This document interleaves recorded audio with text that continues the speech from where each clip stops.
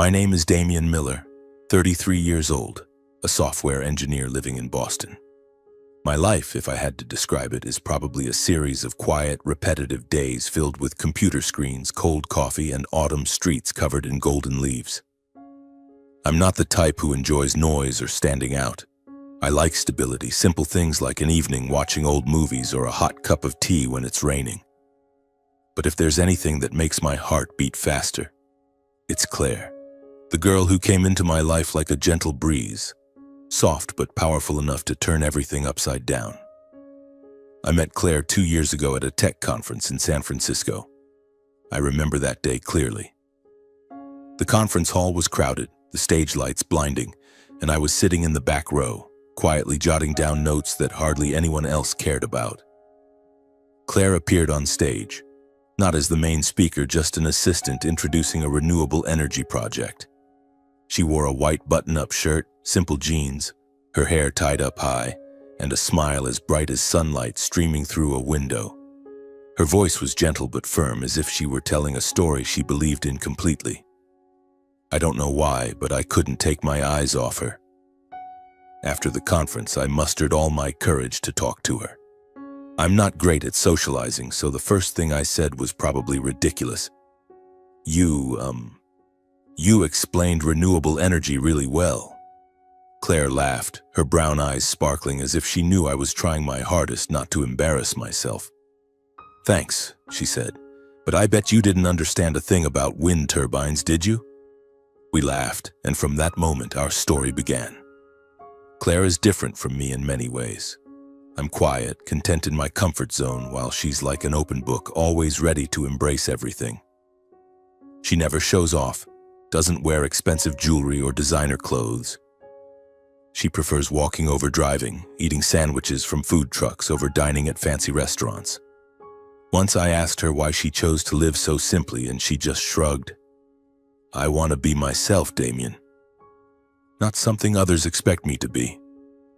But that simplicity became an issue when I thought about introducing Claire to my family. My family. How do I put it? They're not like me. My mother, Eleanor Miller, is a sharp woman who takes pride in our family's status. Though that status is just a big house in the Boston suburbs and a few social connections she loves to brag about. My sister Rachel is a carbon copy of our mother, always judging people by their appearance, their education, their job, or even the brand on their clothes. Then there's Uncle George, my mother's younger brother, notorious for his sarcastic remarks that nobody wants to hear, but everyone has to endure. I know my family has a classist mindset. They expect me to date someone worthy, a doctor, a lawyer, or at least the daughter of a prominent family. When I mentioned Claire, I deliberately kept it brief, saying only that she works in the environmental field, likes simple things, and that we met in San Francisco. Even so, I could hear my mother clicking her tongue over the phone. Environmental work? That probably doesn't pay much, does it, Damian? She said, her voice dripping with skepticism. Rachel was more blunt. What school did she go to? What do her parents do? You need to be careful. Don't let someone take advantage of you. I tried to explain that Claire isn't that kind of person, but they wouldn't listen. Every conversation left me with a lump in my throat. Claire, unworthy? She's the only person who makes me feel like I can be myself without pretending or trying to please anyone. But I knew bringing Claire home wouldn't be easy. My family would scrutinize her, from the way she dresses to the way she speaks. And that terrified me. One evening, as Claire and I sat on the sofa in my small apartment, I hesitantly asked, "Hey, would you want to come to my place for Thanksgiving?" I tried to keep my voice casual, but inside I was as nervous as if I were facing a major exam. Claire looked up from the book she was reading, her eyes sparkling. "Really? You want me to meet your family?" She smiled, but I could see a hint of worry in her eyes. "I'm not sure they'll like me, Damian. You know, I'm not exactly glamorous." "I don't need you to be glamorous," I said, taking her hand. "I just need you to be you." But deep down, I knew the problem wasn't Claire. It was my family. I'd seen how they treated people who didn't meet their standards. Once Rachel mocked a colleague of mine just because he wore a slightly worn shirt. My mother once refused to invite a friend of mine to a Christmas party because her family doesn't have any notable name. I didn't want Claire to endure those judgmental looks or words, but I couldn't keep putting it off. I wanted them to see Claire, to see how wonderful she is, and to hope, however faintly, that they'd change. Claire nodded, still smiling. "All right, I'll go, but don't worry too much, I can handle it." She said that, but I noticed a slight hesitation when she mentioned her own family. "Don't talk too much about my parents, okay? I just want things to be simple." I agreed, but a sense of unease stirred in me.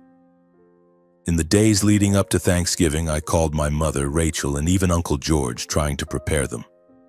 "Mom, Claire's amazing. Please don't ask her weird questions, okay?" I practically begged over the phone. My mother chuckled, her voice sweet but laced with sarcasm. "Oh, Damien, I just want to know who this girl is. Why so nervous?" Rachel was more direct. "If she can't handle a few questions, she probably doesn't fit with our family." Uncle George, as usual, just laughed. "Let me see this golden girl of yours." I hung up, my heart heavy. I knew they wouldn't easily accept Claire, not because of who she is, but because of their preconceived notions. Claire, on the other hand, was carefree as she prepared. She said she'd bring a homemade pumpkin pie and chose a simple outfit, a dark green knit dress and a light jacket. "I don't want to overdo it, Damien," she said, her eyes bright. "I just want them to see me, not something else."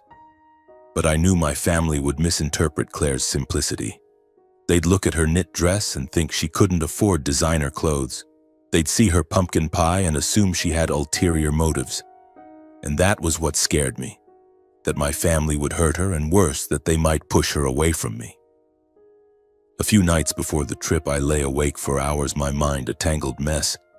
Claire slept beside me, her breathing steady, her hair spilling over the pillow. I turned to look at her, wondering if I was dragging her into a battle she didn't deserve. Then she opened her eyes, as if sensing my worry. "You okay?" she whispered. I nodded but said nothing. She took my hand, squeezing it gently. "It'll be fine, Damien. Worst case, they don't like me, but you still like me, right?" I laughed, pulling her close. "Like? I love you, Claire." She chuckled, pressing her cheek against my chest. But deep inside, my fear didn't fade.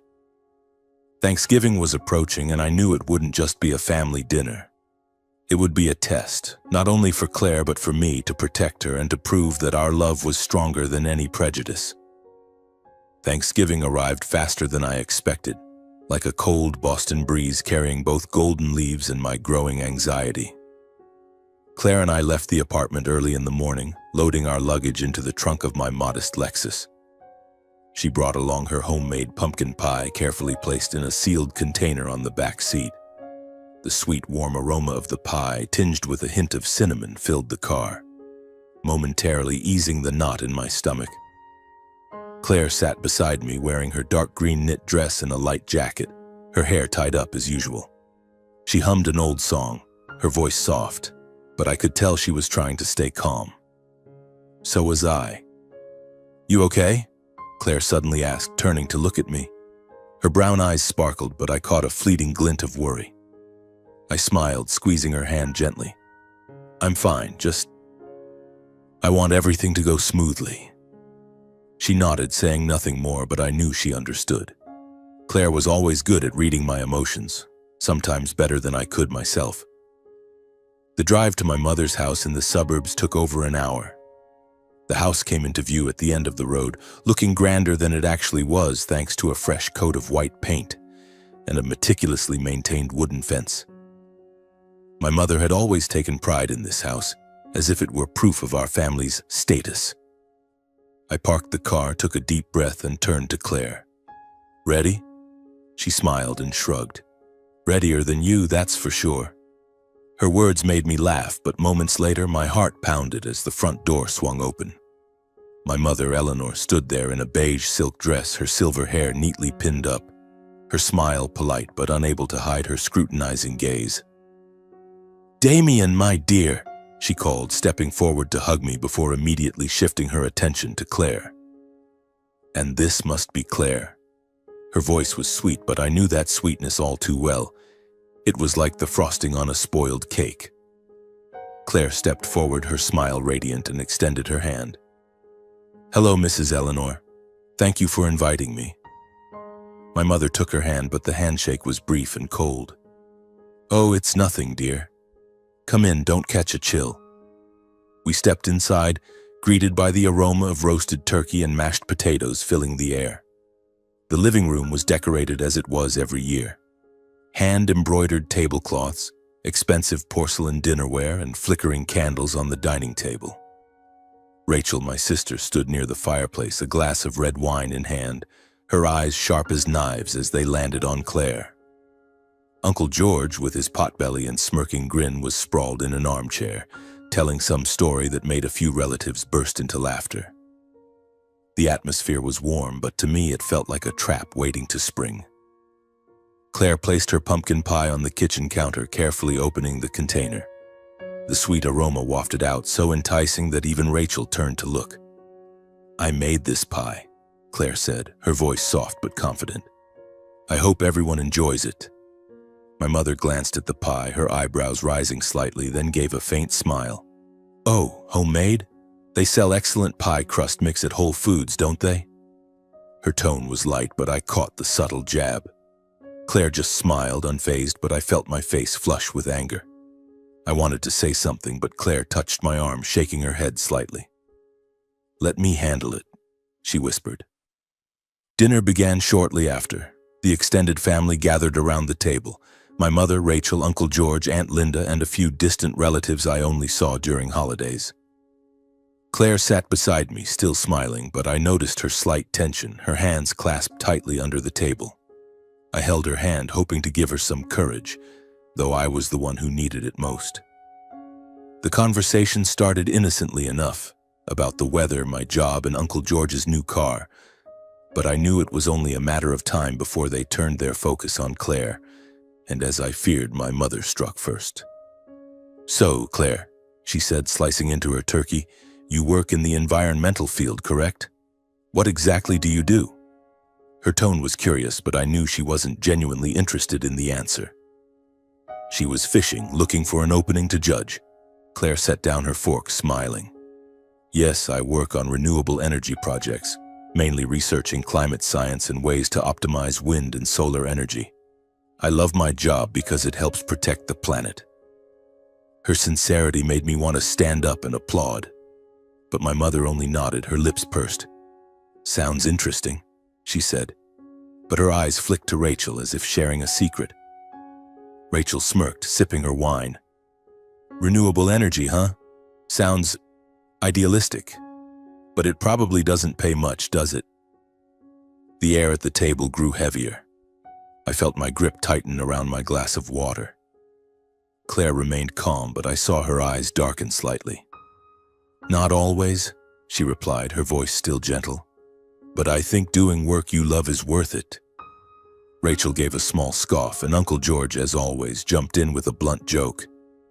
"What's the point of ideals if they don't pay, little lady?" The table erupted in laughter, except for me and Claire. She smiled, but it wasn't as bright as before. The dinner continued, and things only got worse.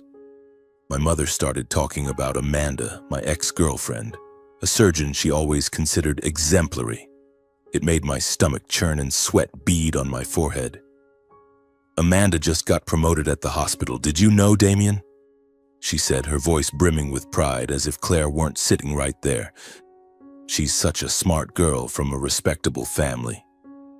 Her words sent my heart racing, sweat prickling my skin, but before I could respond, Rachel jumped in, adding fuel to the fire. "Exactly. You need someone more practical, Damien. Not some dreamer working in environmental stuff." I glanced at Claire to gauge her reaction. I expected her to clench her fists, for her eyes to flash with anger. But no, she calmly sliced her potatoes, her gaze as serene as a still lake.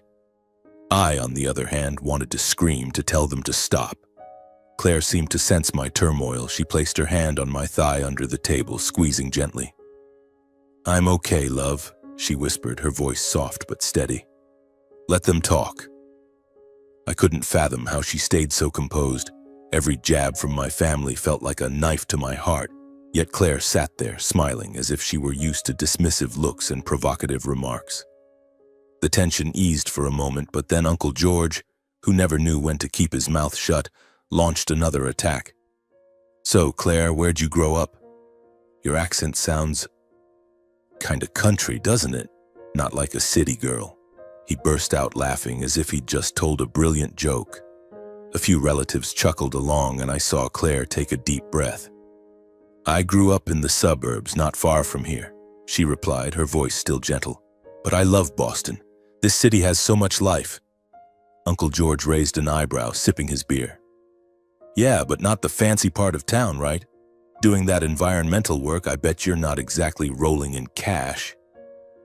I couldn't take it anymore. I set my fork down, ready to stand, but Claire gripped my hand tightly. "Damien, it's fine," she said, her voice quiet but firm. I looked into her eyes and saw a strength I hadn't fully noticed before, but inside my anger was boiling. I knew my family was wrong, judging Claire just because she didn't flaunt wealth, wear designer clothes, or drive a luxury car. What hurt most was that I couldn't protect her, couldn't make them stop. The dinner dragged on, each minute feeling like a century. My mother kept talking about Amanda, about girls who know their worth. Rachel relentlessly probed Claire with invasive questions. "What school did you go to? What do your parents do? Anyone in your family notable?" Claire answered briefly, tactfully, but I could see her eyes dimming, as if she were holding something back. I gripped her hand under the table, hoping she could feel that I was there, that I didn't agree with them. The breaking point came when Uncle George, tipsy from his drinks, blurted out, "Hey, Claire, you're here to score a golden ticket, right? This family's not a bad one to latch onto." The table erupted in laughter, as if it were the funniest thing said all day. I saw Claire's face stiffen just for a moment before she smiled again. But this time, her smile wasn't warm. It was cold, like she was hiding a storm inside. I couldn't hold back any longer. My wine glass trembled in my hand, and I set it down firmly, loud enough to silence the room. "Enough," I said, my voice shaking but resolute. All eyes turned to me, including Claire's. I looked at her, my heart pounding. "Claire, can I tell them the truth?" She met my gaze, her expression a mix of worry and trust. Then she nodded, whispering, "Go ahead." I took a deep breath, knowing what I was about to say would change everything. "Claire isn't who you think she is," I began, my voice ringing out in the silent room. "She's the only daughter of William R. Hamilton, CEO of Hamilton Energy, a $6.2 billion renewable energy corporation. She could have shown up here in a Rolls-Royce, a Ferrari, or even her family's private jet, but she chose to come in my beat-up car. She could buy this house, this entire neighborhood, but instead she brought a homemade pumpkin pie because she wanted to be accepted as an ordinary person." The room fell deathly silent. My mother's eyes widened, Rachel's wine glass shook in her hand, and Uncle George's jaw dropped as if he'd been slapped. I looked at Claire, waiting for her reaction. She smiled, but her eyes were sad. "Damien," she said softly, "just for me. You didn't have to go that far." But I knew I did. I couldn't let them keep insulting her. My mother stammered, trying to regain her composure. "Oh, Claire, you're really—" Rachel cut in, her voice suddenly saccharine. "Oh, I'm so sorry if we said anything wrong. We just didn't know." Uncle George, still in shock, mumbled something about investment opportunities. But Claire just looked at me, then turned to them, her voice calm but sharp. "I'm not upset because you didn't know. I'm upset because no one here tried to understand a person just because I don't wear designer clothes or drive a fancy car." Her words hit like a punch. No one could meet her gaze. I held her hand, filled with pride but also a pang of pain. I knew this dinner wasn't the end. But I also knew Claire was stronger than anything my family could ever imagine. Claire's words hit like a punch. No one dared to meet her gaze. I held her hand, filled with pride, but also laced with pain. The room was so silent I could hear the ticking of the wall clock. Claire's words were like a stone thrown into a mirror, shattering everything. My mother, Rachel, Uncle George, they all sat there, their expressions wavering between shock and embarrassment. And then, the eyes of my family, people who had mocked her just minutes ago, began to shift.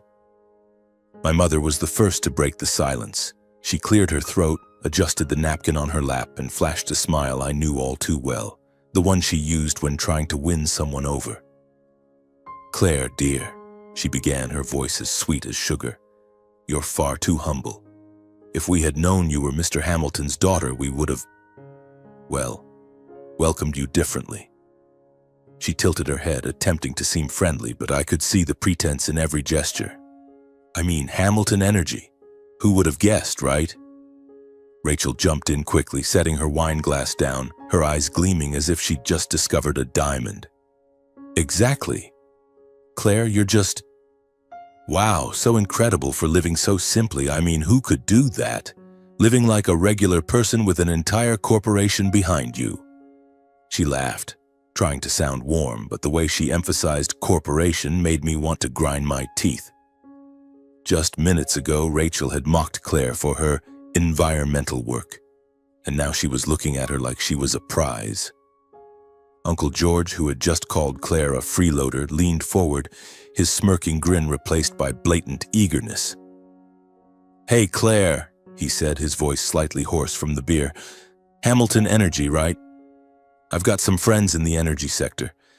Maybe we should talk about investment opportunities. You know, I've got some experience myself." He winked, as if he and Claire were already old business partners. I felt my face flush with anger. Their change in attitude was so shamelessly abrupt. Just moments ago, they were ridiculing Claire's accent, her clothes, her job. Now, knowing she was the daughter of William R. Hamilton, they did a complete 180, acting as if they'd never said those hurtful things. I wanted to stand up, yell in their faces that they didn't deserve Claire's presence. But she sat there, remarkably calm. Her hand under the table still held mine, gentle but firm, as if reminding me she was okay. Claire smiled, but it wasn't the warm smile from before. It was cold, sharp, as if she was used to these kinds of charades. "Thank you, Mrs. Eleanor, Rachel, Uncle George," she said, her voice soft but clear enough for the whole table to hear. "But I don't think who I am changes anything. I came here for Damien, not to show off." She paused, looking at each of them, her gaze steady.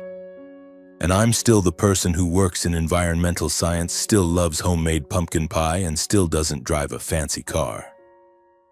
The table fell silent again, but this time it was an awkward silence. My mother cleared her throat, trying to mask her discomfort by raising her wine glass to her lips. Rachel pursed her lips as if searching for something to say to salvage the moment. Uncle George let out a loud laugh, but it sounded hollow, like a wrong note in a symphony.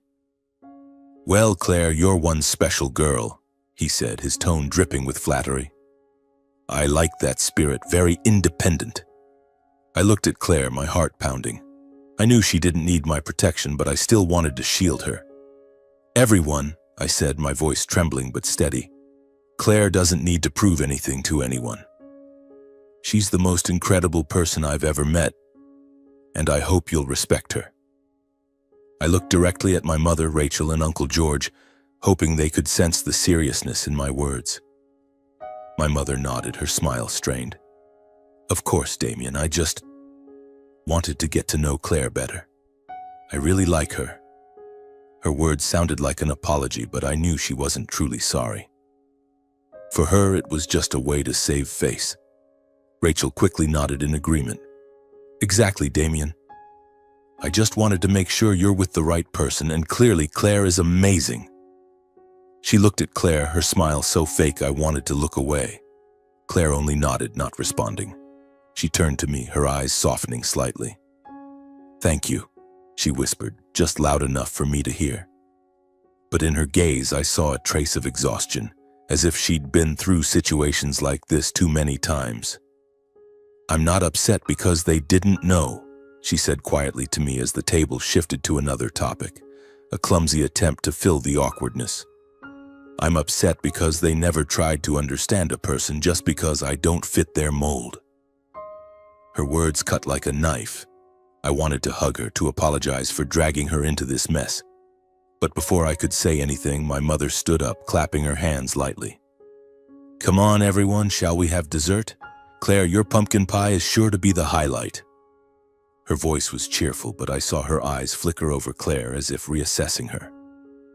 Rachel and Uncle George quickly chimed in, praising the pie they had mocked just minutes earlier. Claire stood up, brought out the pie, and cut it into slices with her usual care. Everyone took a piece, their mouths full of compliments. "Absolutely delicious, Claire. You're so talented. You have to give me this recipe." But I knew those praises weren't genuine. They were trying to make up for their behavior, to win her favor, not because they truly appreciated her, but because they now knew who she was, or rather what her family had. I watched Claire, seeing her smile at everyone, but I knew she was enduring, not just the earlier jabs, but the hypocrisy unfolding before her eyes. The dinner ended in an awkward atmosphere. My mother invited Claire to stay and chat. Rachel asked about her environmental projects with feigned interest, and Uncle George kept bringing up business connections with Hamilton Energy. Claire responded politely, but I knew she was only doing it for me. When we finally left the house, Claire hugged my mother, shook hands with Rachel and Uncle George, her smile still in place. But as we walked to the car, she let out a long sigh, leaning her head against the window. "You okay?" I asked, my voice hoarse with worry.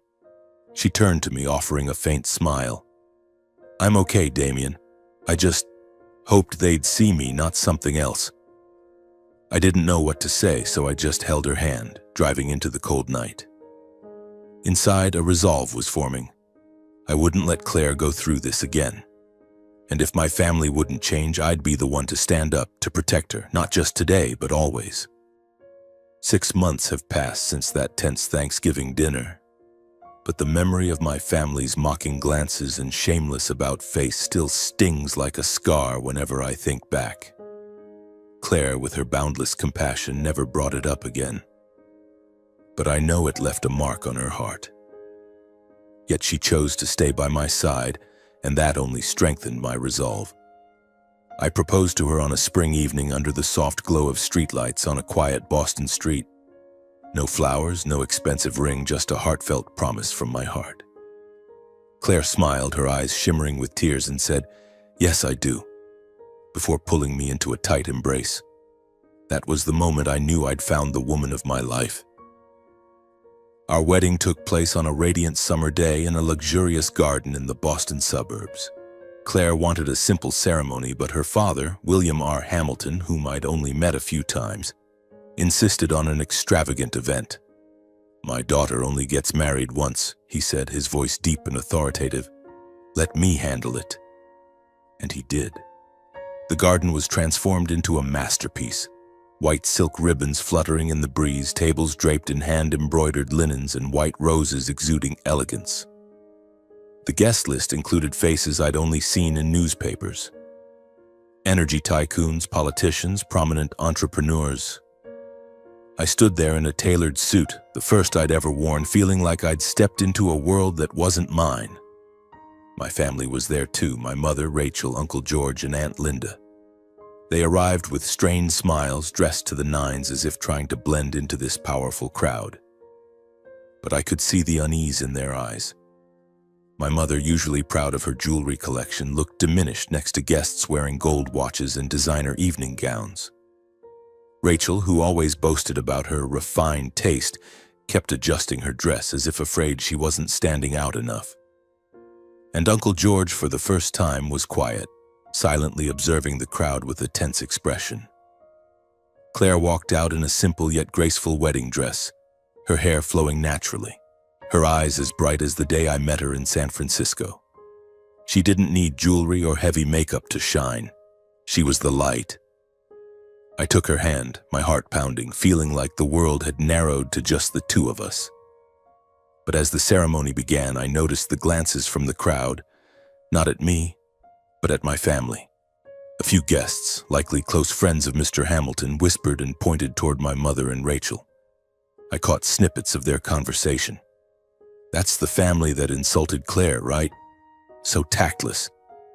Another sneered. "Who do they think they are, looking down on Hamilton's daughter?"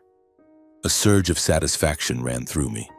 After everything they'd done to Claire, the mockery, the condescending looks, they were now tasting what it felt like to be judged. My mother bowed her head, pretending to be busy with her wine glass, but I saw her hands tremble. Rachel tried to keep smiling, but her eyes were filled with anxiety. Uncle George, the loudmouth braggart, stood in a corner, avoiding the gazes of the influential guests. Part of me reveled in it. They deserved this, I thought. They needed to know what it felt like to be belittled. But then I looked at Claire. She was talking to a group of guests, her smile radiant, but her eyes flicked toward my family, and I saw a hint of concern. When one guest, a middle-aged woman wearing a pearl necklace, made a loud comment audible to half the room.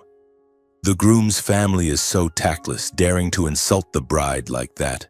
Claire immediately stepped over. She placed a hand on the woman's shoulder, her voice gentle but firm.